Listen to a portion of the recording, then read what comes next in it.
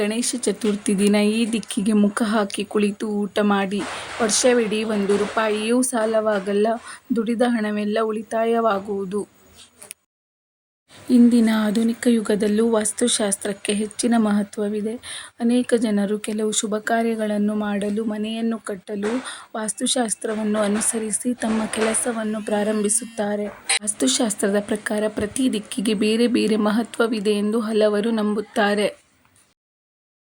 ಇಂದ್ರನು ಪೂರ್ವದಲ್ಲಿ, ವರುಣನು ಪಶ್ಚಿಮದಲ್ಲಿ, ಕುಬೇರನು ಉತ್ತರದಲ್ಲಿ ಮತ್ತು ಯಮನು ದಕ್ಷಿಣದಲ್ಲಿ, ಈಶಾನ್ಯದಲ್ಲಿ ಈಶ್ವರ, ಆಗ್ನೇಯದಲ್ಲಿ ಅಗ್ನಿ, ವಾಯುವ್ಯದಲ್ಲಿ ವಾಯು ಮತ್ತು ನೈಋತ್ಯದಲ್ಲಿ ರಾಕ್ಷಸನಿದ್ದಾನೆ ಎಂಬುದು ವಾಸ್ತು ಪ್ರಕಾರ ನಂಬಿಕೆ. ವಾಸ್ತುಶಾಸ್ತ್ರದ ಪ್ರಕಾರ ಯಾವ ದಿಕ್ಕಿನಲ್ಲಿ ಕುಳಿತು ಊಟ ಮಾಡಬೇಕು ಎಂಬುದು ನಿಮಗೆ ತಿಳಿದಿದೆಯೇ? ಅದರಲ್ಲೂ ಶುಭ ಸಂದರ್ಭ ಮತ್ತು ಹಬ್ಬಗಳ ಸಂದರ್ಭಗಳಲ್ಲಿ ಯಾವ ದಿಕ್ಕಿನಲ್ಲಿ ಕುಳಿತು ಏಕೆ ಊಟ ಮಾಡಬೇಕು, ಊಟ ಮಾಡುವಾಗ ಯಾವ ವಿಧಾನಗಳನ್ನು ಅನುಸರಿಸಬೇಕು, ಯಾವ ದಿಕ್ಕಿಗೆ ಮಾಡಬಾರದು ಎಂಬ ಕುತೂಹಲಕಾರಿ ಅಂಶಗಳನ್ನು ಈಗ ತಿಳಿಯೋಣ. ಗಣೇಶ ಹಬ್ಬ ಹಿಂದೂಗಳ ಪಾಲಿಗೆ ಮಹತ್ವಪೂರ್ಣ ಹಬ್ಬ. ಈ ಸಂದರ್ಭದಲ್ಲಿ ಅನೇಕರು ತಮ್ಮ ಮನೆಗಳಲ್ಲಿ ಗಣಪನನ್ನು ಸ್ಥಾಪಿಸಿ ಪೂಜೆ ಮಾಡಿ ಹಬ್ಬ ಆಚರಿಸುತ್ತಾರೆ. ಆದರೆ ಈ ಸಂದರ್ಭದಲ್ಲಿ ಭೋಜನ ಮಾಡುವಾಗ ಕೆಲವೊಂದು ಪದ್ಧತಿಗಳನ್ನು ಅನುಸರಿಸಬೇಕು. ಅದರಲ್ಲೂ ಮುಖ್ಯವಾಗಿ ಊಟ ಮಾಡಲು ಕುಳಿತುಕೊಳ್ಳುವ ದಿಕ್ಕು. ವಾಸ್ತುಶಾಸ್ತ್ರದ ಪ್ರಕಾರ ಗಣೇಶ ಹಬ್ಬದ ದಿನ ದಕ್ಷಿಣ ದಿಕ್ಕಿನಲ್ಲಿ ಕುಳಿತು ಊಟ ಮಾಡಬಾರದು. ಇದು ಎಲ್ಲ ದಿಕ್ಕುಗಳಲ್ಲೂ ಕೆಟ್ಟ ದಿಕ್ಕು ಎಂದು ಪರಿಗಣಿಸಲಾಗಿದೆ.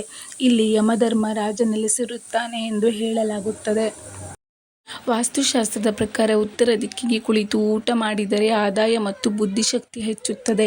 ಅದರಲ್ಲೂ ಚೌತಿ ದಿನ ಈ ದಿಕ್ಕಿನಲ್ಲಿ ವಿದ್ಯಾರ್ಥಿಗಳು ಕುಳಿತುಕೊಂಡು ಊಟ ಮಾಡಿದರೆ ಅಧ್ಯಯನದ ದೃಷ್ಟಿಯಿಂದ ತುಂಬಾ ಪ್ರಯೋಜನಕಾರಿಯಾಗುತ್ತದೆ. ವಾಸ್ತು ಪ್ರಕಾರ ಈ ದಿಕ್ಕಿನಲ್ಲಿ ಕುಳಿತು ತಿನ್ನುವುದು ಉತ್ತಮ ಫಲಿತಾಂಶಗಳನ್ನು ನೀಡುತ್ತದೆ. ವ್ಯಾಪಾರ ಮಾಡುವವರಿಗೆ ಈ ದಿಕ್ಕಿನಲ್ಲಿ ಕುಳಿತು ಊಟ ಮಾಡುವುದು ಲಾಭದಾಯಕ. ವಾಸ್ತುಶಾಸ್ತ್ರದ ಪ್ರಕಾರ ಮನೆಯಲ್ಲಿ ಊಟ ಮಾಡುವಾಗ ಯಾವಾಗಲೂ ಪಶ್ಚಿಮಾಭಿಮುಖವಾಗಿ ಕುಳಿತುಕೊಳ್ಳಬೇಕು. ಈ ದಿಕ್ಕಿಗೆ ಕುಳಿತು ಊಟ ಮಾಡುವುದರಿಂದ ಅನೇಕ ಲಾಭಗಳು ದೊರೆಯುತ್ತವೆ. ಸ್ನೇಹಿತರೆ, ಈ ವಿಡಿಯೋ ನಿಮಗೇನಾದರೂ ಇಷ್ಟ ಆದಲ್ಲಿ ದಯವಿಟ್ಟು ಒಂದು ಲೈಕ್ ಮಾಡಿ, ಹಾಗೆಯೇ ಸಬ್ಸ್ಕ್ರೈಬ್ ಆಗೋದನ್ನು ಮರಿಬೇಡಿ. ಇಂಥ ಹೆಚ್ಚಿನ ಉಪಯುಕ್ತ ಮಾಹಿತಿಯೊಂದಿಗೆ ಮತ್ತೆ ಭೇಟಿಯಾಗೋಣ. ನಮಸ್ಕಾರ.